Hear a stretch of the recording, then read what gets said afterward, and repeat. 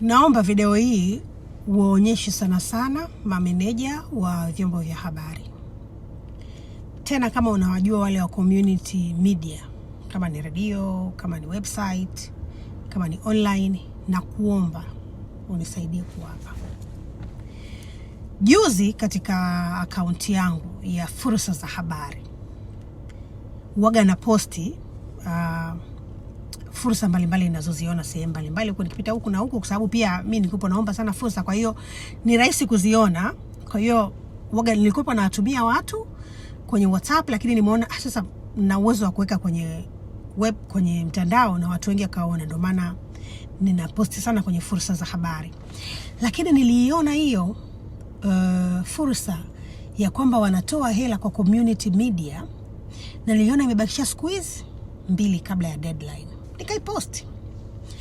Sasa mimi video hii natengeneza kwa nini? Kwa sababu ujumbe wangu kwa watu wa community media ni kwamba tafadhali, katika muda ambao wewe unajua unahitaji hela, kila mtu anajua anahitaji hela kwa sababu hela hazitoshi, na tunajua matangazo kwenye media za media mbalimbali, matangazo kwenye media mbalimbali sio kama zamani kwamba ina uwezo akatosheleza watu kupata hela ya kuendesha media.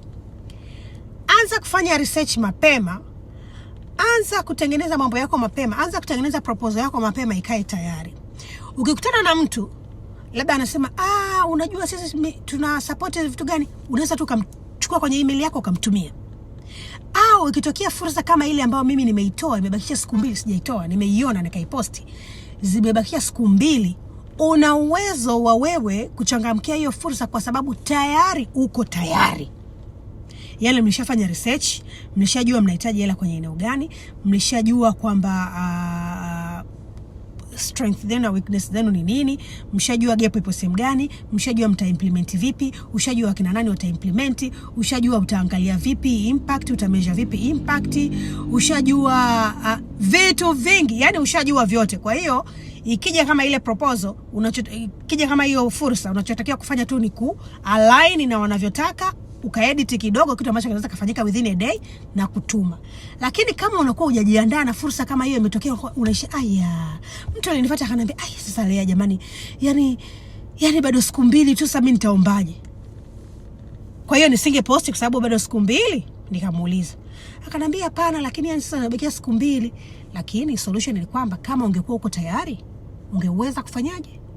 Kutuma. Kwa hiyo nakuomba mjiandaeni, kweni tayari kwa ajili ya fursa siku zote.